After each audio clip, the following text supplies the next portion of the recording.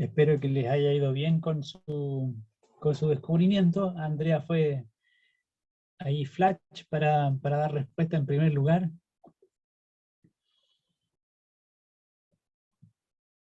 Andrea dice oro. ¿Alguien está de acuerdo con Andrea o a lo mejor encontró otro resultado? Sí, profe, voto igual que Andrea. Oro. Oro, de acuerdo. De acuerdo también, Michelle. Bueno, vemos efectivamente, ¿cierto? Al medir la masa obtenemos 289,5 gramos para este objeto irregular. Y luego la medición del volumen requiere que, por supuesto, no nos concentremos únicamente en el nivel de líquido final, sino que antes tenemos que fijarnos en el nivel de líquido inicial. Aquí la probeta está graduada cada 5 centímetros cúbicos, cada 5 ml, y vemos que el nivel inicial está aproximadamente en 25. Uno podría hacer una aproximación, a lo mejor decir que es un poquito menos, pero alrededor de ese número, de ese nivel, ¿cierto? Podemos considerar como el punto de partida. Entonces, al incorporar, al sumergir el objeto, vemos que el nivel sube hasta prácticamente 40 centímetros cúbicos, es decir, el volumen del objeto es de 15 centímetros cúbicos. Luego no nos queda más que obtener la densidad del objeto dividiendo su masa, 289,5 gramos, por el volumen, 15 centímetros cúbicos, y vamos a obtener un número, ¿cierto?, que corresponde a la densidad de este objeto, y por lo tanto a la densidad del material que lo compone, y como dice Andrea, ese valor, ese número, si es que es verdad que corresponde a un objeto hecho de oro, debiera ser algo así como 19,3 gramos por centímetro cúbico. Cualquier objeto hecho de oro debería presentar el mismo valor de densidad, alrededor de 19,3. Andrea midió un volumen de 16 centímetros cúbicos, hizo una estimación un poquito más mayor que la que yo estaba haciendo ahora, solo de 15 centímetros cúbicos para el volumen. Por supuesto, esa estimación hace que se modifique el resultado. Como dice Débora, esa división por 15 da 19,3, que es el mismo resultado que se había obtenido antes para el oro, en el caso del cilindro hecho de oro. Por supuesto, estamos ante un simulador que está suponiendo que los materiales están compuestos de materiales puros, y eventualmente en la vida real, como antes vimos el caso de, como mencionaba Mauricio, el ejemplo de los anillos de oro, ¿cierto? Este oro no se encuentra nunca completamente puro, sino que siempre hay algún tipo de mezcla con otra sustancia, y eventualmente eso modifica parcialmente la densidad del objeto, y de ahí la diferencia con la densidad del material, en este caso del oro.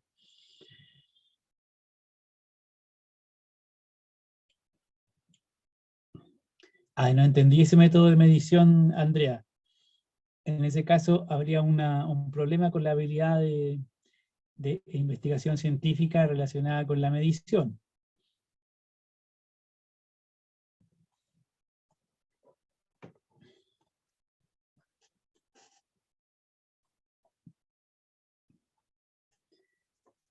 ¿Alguna pregunta en relación a esta caracterización de la densidad, de la masa, del volumen? En torno al ejercicio, a lo mejor. No, profe.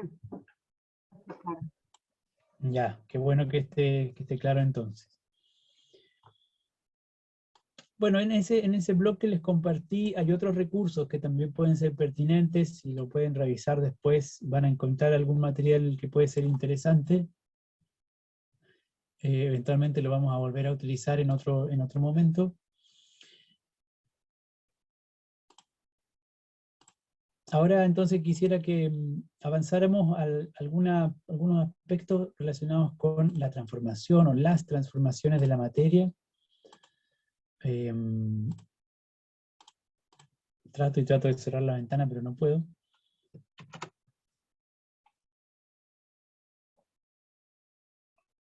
Entonces nos vamos a concentrar en algunas características o en algunos aspectos generales relacionados con el cambio de la materia o de los materiales.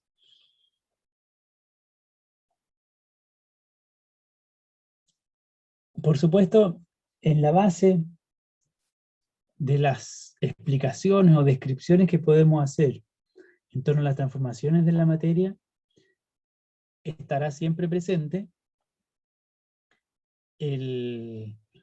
la teoría atómica que hemos estado utilizando hasta cierto punto para caracterizar también las propiedades de la materia en general.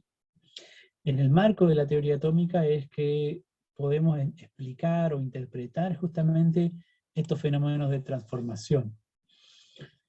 Aquí vemos dos ejemplos bastante ilustrativos y hasta fascinantes a lo mejor, de tipos de cambios, de tipos de transformación que podemos apreciar en fenómenos naturales o en torno a sustancias materiales, digamos, y que son de tipo o de naturaleza muy diferente.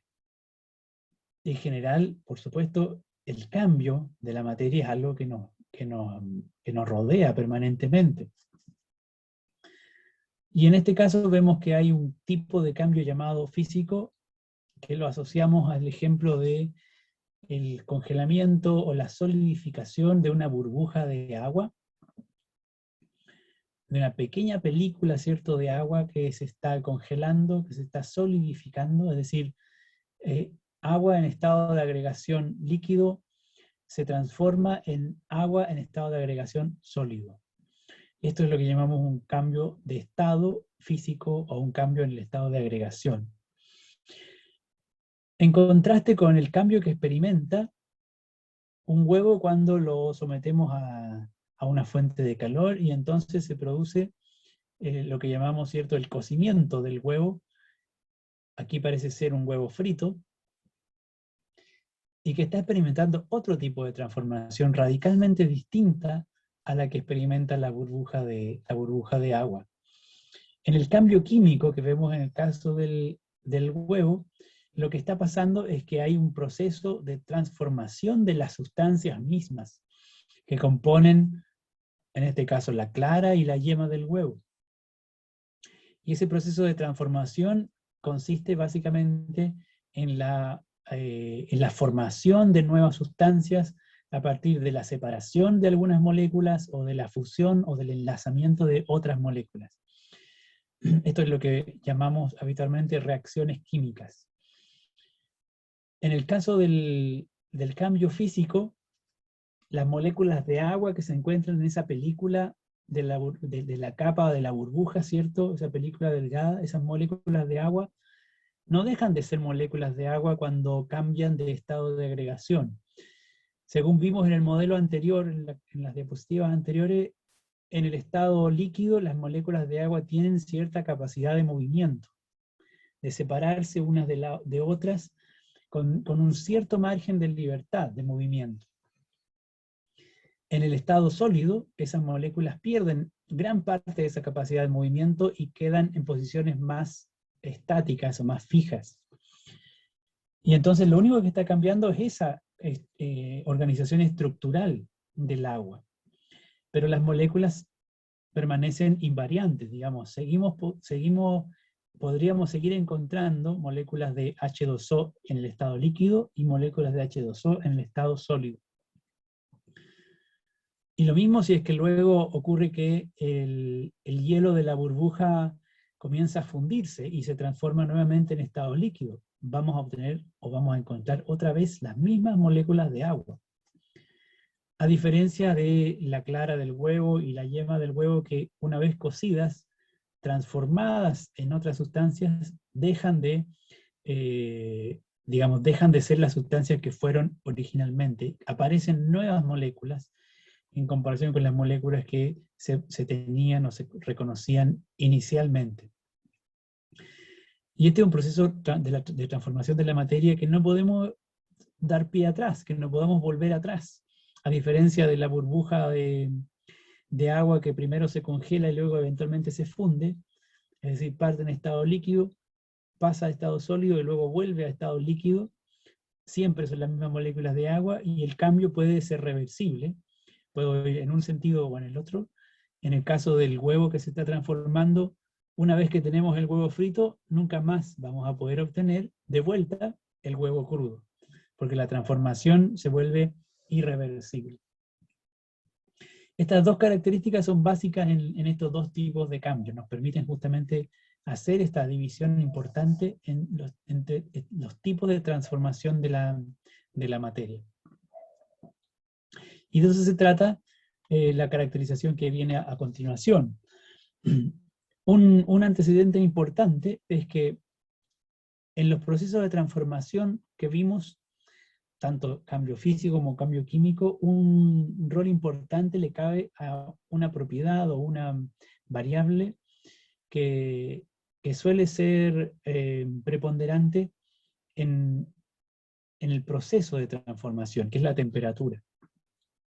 La temperatura es una propiedad, ¿cierto?, de los materiales también, o de los objetos, asociados a los objetos, y que la podemos interpretar como desde el punto de vista científico, la temperatura como una medida objetiva, basada en una escala, en un estándar de medición, también por supuesto con algún nivel de referencia que es arbitrario, pero que finalmente nos permite hacer una comparación en cualquier contexto, y que asociamos a una medición indirecta de la energía asociada al movimiento de las moléculas que conforman el objeto o la sustancia a la cual asociamos esa temperatura. Vamos a ver en breve a qué me refiero con esta idea de energía de movimiento de las partículas de una sustancia, o también podríamos decir la agitación molecular de las moléculas que conforman un objeto. Y es importante tener presente que cuando hablamos de temperatura estamos hablando de una medición objetiva en base a una escala de medición estandarizada. A diferencia de la sensación térmica, que por supuesto es una apreciación o una percepción subjetiva relacionada con la temperatura, porque también se vincula con cuán caliente o frío se encuentra un objeto o una sustancia, pero en el caso de la sensación térmica eso es dependiente del estado de nuestros sentidos y de la experiencia previa que tengamos en relación con los objetos o con las sustancias. Y en ese sentido, como es una percepción subjetiva, la sensación térmica no nos va a indicar con fiabilidad suficiente la temperatura a la cual se encuentra un objeto o una sustancia. En general, la sensación térmica va a depender, por ejemplo, de las condiciones ambientales, del tipo de material con el que entramos en contacto, o incluso eventualmente de la experiencia previa de sensación que haya tenido nuestro propio cuerpo.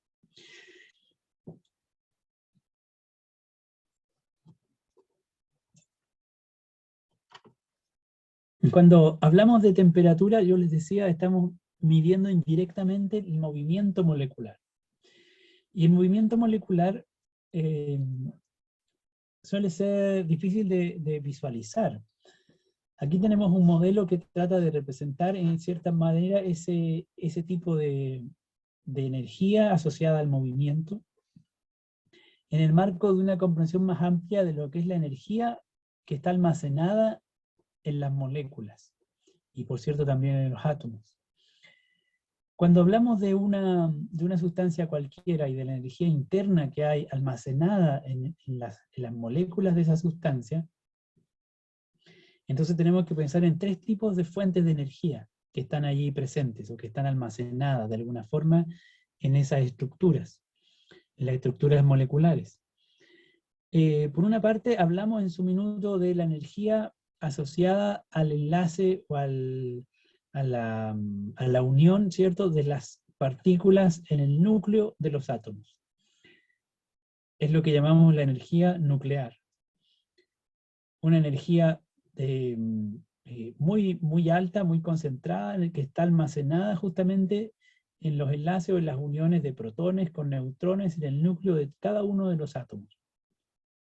Esta energía, en general, se libera solamente en procesos de destrucción de núcleos atómicos que es lo que se llama fisión nuclear, o en los procesos de creación de núcleos atómicos, que es lo que se llama fusión nuclear.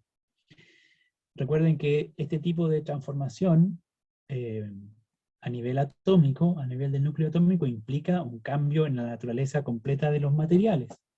Recuerden que el núcleo atómico determina, ¿cierto?, el tipo o la naturaleza del material del cual se trata. Y si es que separamos un núcleo atómico, entonces obtenemos átomos de sustancias completamente distintas. Bueno, esta energía es la que, por ejemplo, se libera, ¿cierto?, en los reactores nucleares, en las bombas atómicas. Es altísima energía, una gran cantidad de energía almacenada en los núcleos atómicos. Parte de la energía interna, entonces, de una molécula se encuentra almacenada en esos núcleos. Y en general es una energía que se mantiene almacenada ahí, a menos que ocurra un proceso de reacción nuclear que es muy poco frecuente. Otra parte importante de la energía interna de las sustancias se encuentra en forma de energía química. Sí, dígame. Una consulta. Cuando habla de la fisión y fusión, allí, fisión dijo usted cuando se unían estos enlaces en el núcleo, ¿verdad? Fisión Fusión era cuando se cuando separa. y fusión Fusión cuando se cuando se separa. junta. Eso, Ah, sí. fusión, perdón, sí, al revés. Ujú. Y, por ejemplo, cuando nosotros utilizamos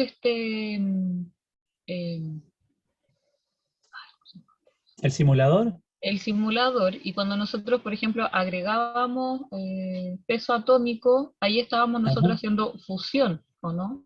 Claro, claro, eso De la sería, energía nuclear, claro, si es que, si digamos, lo si es que analizáramos de otra perspectiva.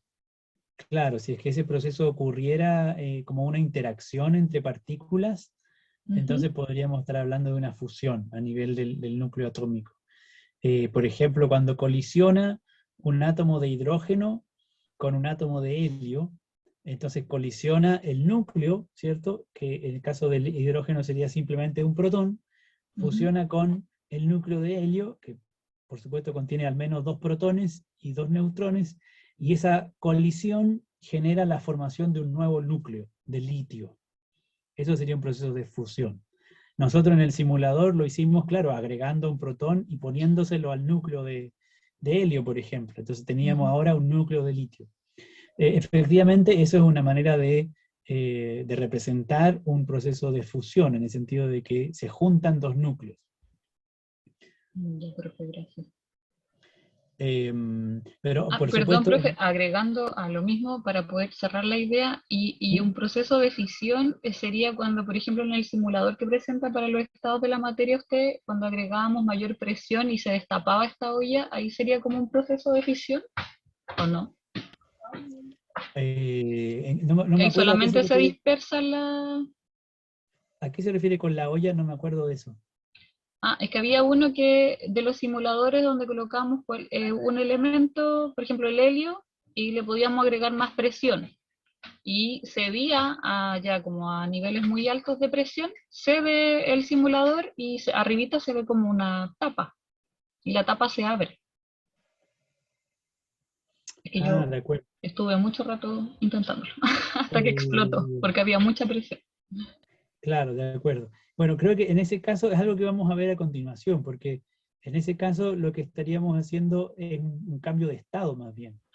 Es decir, vamos a verlo en breve, pero básicamente supongamos que tenemos el agua en estado sólido. Porque no se Ah, rompe el átomo no... exactamente, Ah, exactamente. No ya, se profe. rompe el átomo.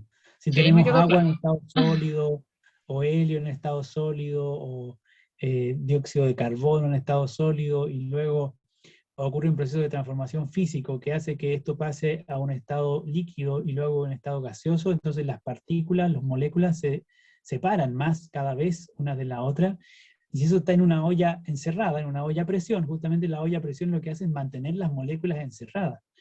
Pero lo que hacemos en general en la olla a presión es transferirle mucha energía a la sustancia que hay adentro, por ejemplo al agua, y esa energía justamente lo que va a pasar es lo que estamos revisando aquí, es que esa energía se va a transformar en movimiento molecular, en energía térmica. Y esa energía térmica va a implicar que las moléculas se van a separar unas de otras, y entonces van a querer salir de la olla a presión, en cierta manera, ¿no? La presión no es otra cosa justamente que el choque, la colisión de las moléculas con las paredes de la olla. Si es que la olla se abre, es porque ya la colisión de las moléculas fue muy grande, y entonces la olla no fue capaz de resistir. Así que en ese caso no se trataría de un proceso de fisión, sino que simplemente un proceso de cambio físico. La fisión sería el ejemplo claro, la fisión es la separación del núcleo atómico. En la simulación de los átomos que hacíamos antes, equivaldría al hecho de sacarle protones a un núcleo. Si tengo un núcleo de litio y le saco un protón, entonces me quedo con un núcleo de helio y con un núcleo de hidrógeno, por separado. Al principio tengo un único átomo de litio. Al fisionarlo, al separarlo, podría obtener un átomo de helio y un átomo de hidrógeno. Eso más o menos lo que hacíamos manipulando las partículas en el caso del modelo atómico. Pero en la naturaleza eso va a ocurrir en general por colisiones entre partículas que chocan y se destruyen unas a otras, y entonces se separan los núcleos y aparecen elementos químicos distintos de los iniciales. Y claro, en el colisionador de hadrones probablemente hacen algunos experimentos de fisión. Bueno, hay hartos experimentos que hacen ahí, pero mucho de lo que hacen tiene que ver con colisionar partículas solamente. O sea, colisionan, por ejemplo, protones contra protones. Sería como hacer chocar dos átomos de hidrógeno, por decirlo así. Y cuando eso ocurre, aparecen nuevas partículas. Digamos, el resultado es que los protones se desintegran y se transforman en otro tipo de partículas. No tengo tan claro, no sé realmente si hacen efectivamente procesos de fisión, si destruyen núcleos atómicos. Si es que lo hicieran, es muy probable que hagan colisionar, por ejemplo, un gas de helio con algunos protones, que podría ser un caso. Y ahí eventualmente se observarían procesos de fusión y de fisión nuclear. Pero habría que profundizar en una fuente más confiable acerca de cuáles son los tipos de experimentos que se hace ahí en el colisionador de hadrones. Alguien había preguntado antes sobre la división. Bueno, que repitiera esto de fisión y fusión. Fisión, voy a volverlo a decir con I, ¿cierto? Fisión. ¿Qué fue eso?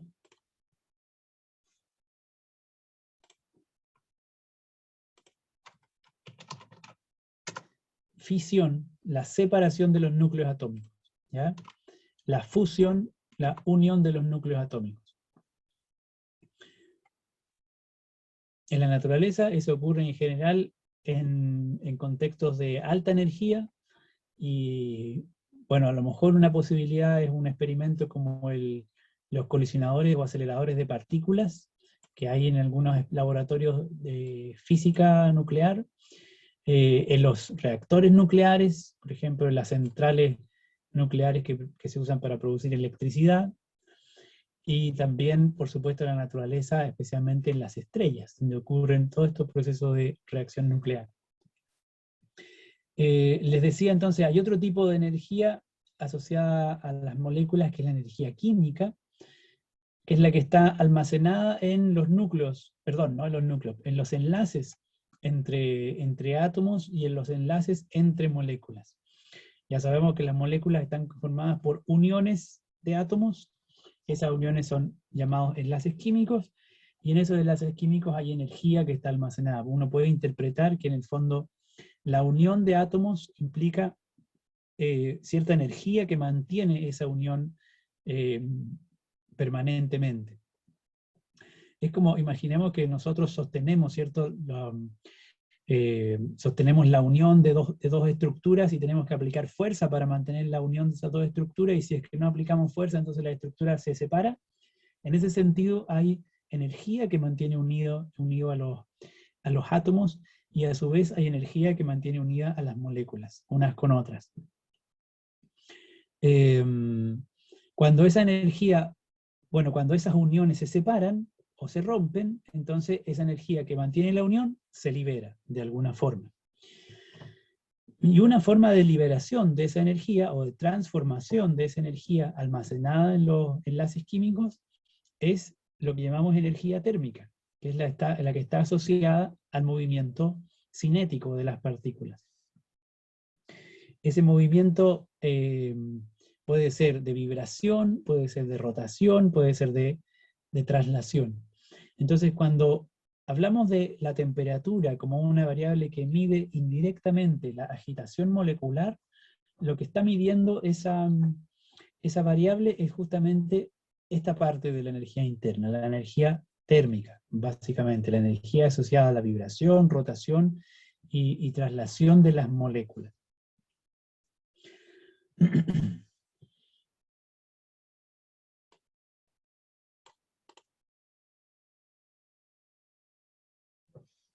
Como les decía antes, la temperatura es una variable objetiva en el sentido de que hay una escala basada en un patrón y en rango o en puntos de referencia que nos permiten, ¿cierto?, medir esta propiedad en distintos contextos y en distintos materiales. Y para eso es que hemos definido escalas de medición. Las escalas de medición más frecuentes en nuestro contexto son las escalas Celsius en primer lugar y la escala Kelvin. La escala Celsius es de uso cotidiano y muy extendido para, por ejemplo, las condiciones para medir las condiciones meteorológicas, para medir la temperatura del cuerpo. Pero en el campo científico especialmente se utiliza la escala Kelvin. Se dice de la escala Kelvin que es la escala absoluta de temperatura porque se basa en un nivel de referencia absoluto. ¿Qué quiere decir esto? Quiere decir básicamente que hay un nivel de temperatura que puede ser considerado un mínimo de la naturaleza, bajo el cual no hay un nivel de temperatura menor aún. Y eso es lo que se llama el cero absoluto. Una temperatura teóricamente alcanzable en la cual los materiales, las sustancias, no presentan agitación térmica. Hay experimentos que permiten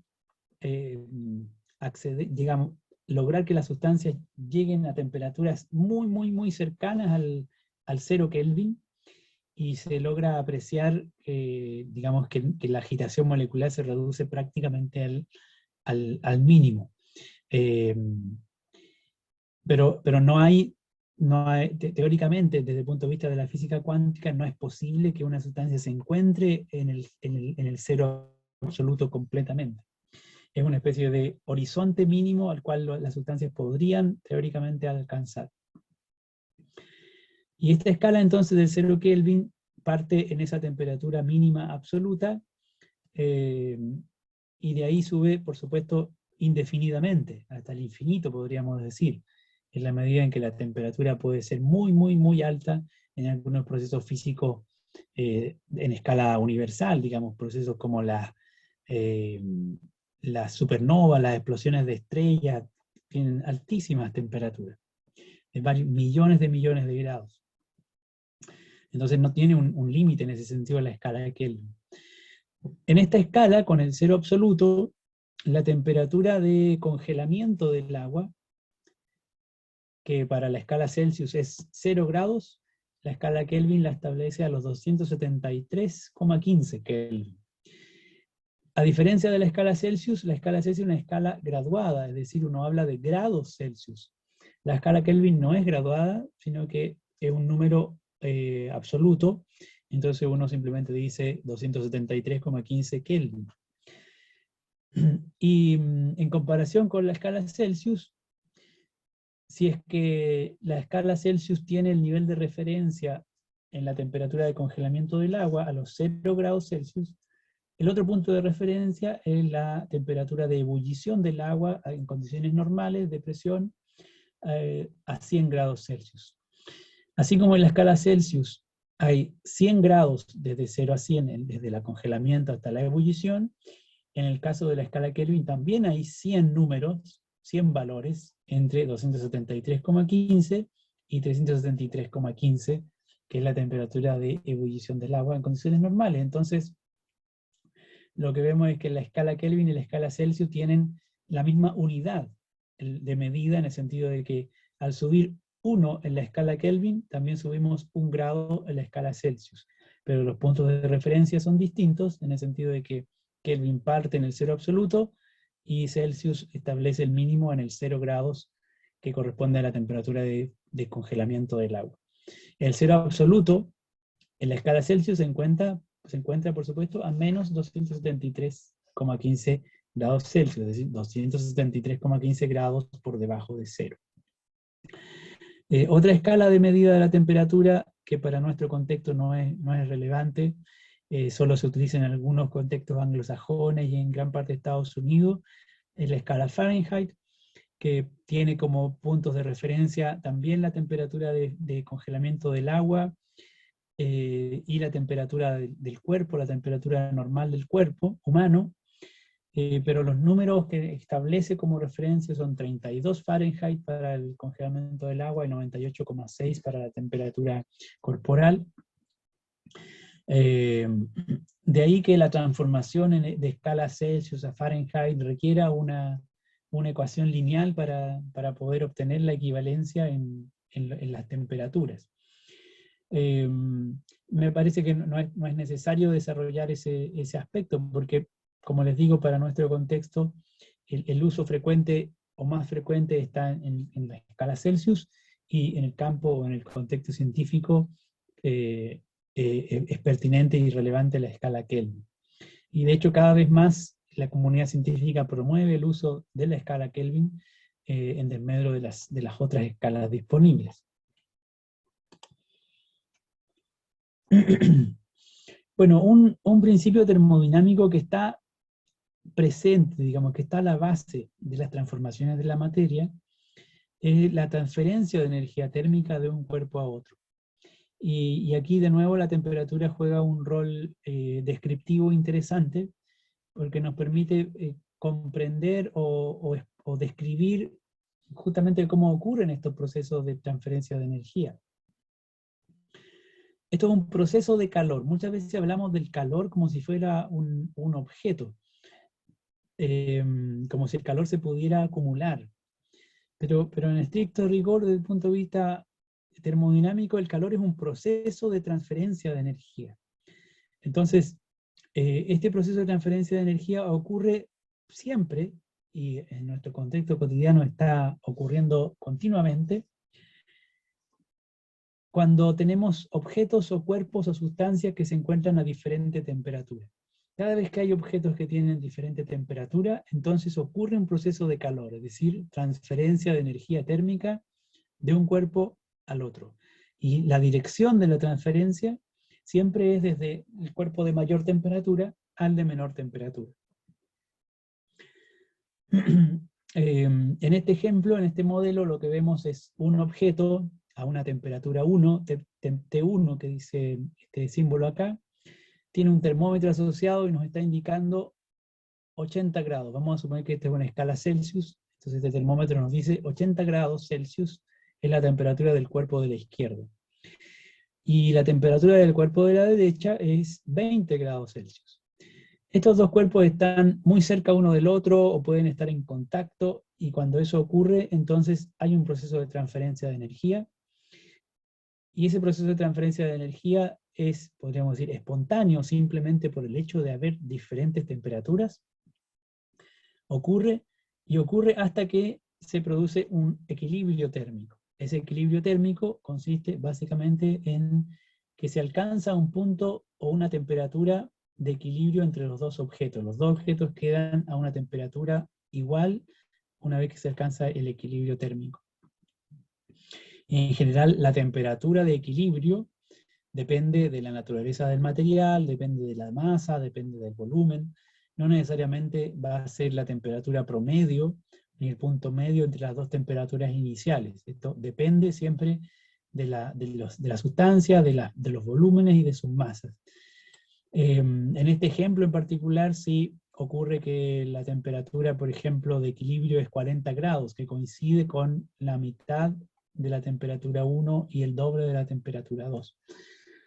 Pero como les digo, este es un ejemplo particular, un caso particular, y puede ocurrir que no tenga este nivel de proporcionalidad, digamos. Lo que sí es importante es que finalmente la transferencia de energía ocurre mientras haya diferencia de temperatura y hasta que se encuentra o se alcanza la temperatura de equilibrio.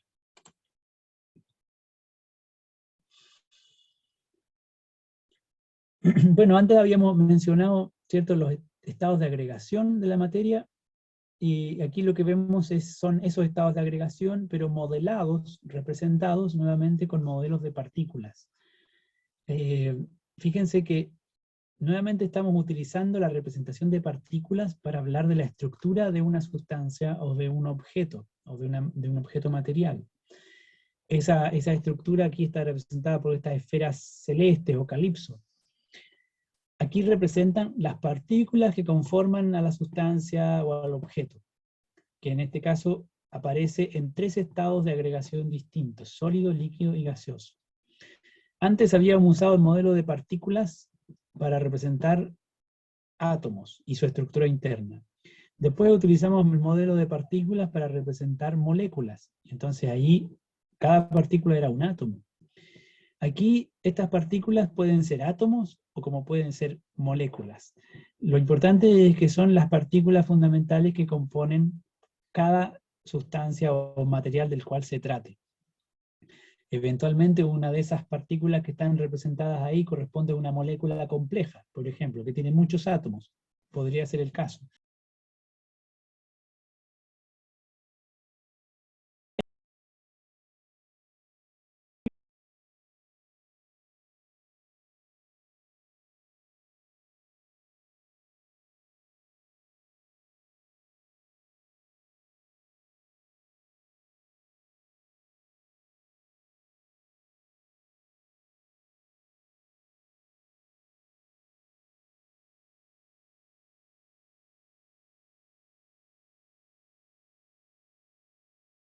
Cubo si uno lo ve tridimensionalmente.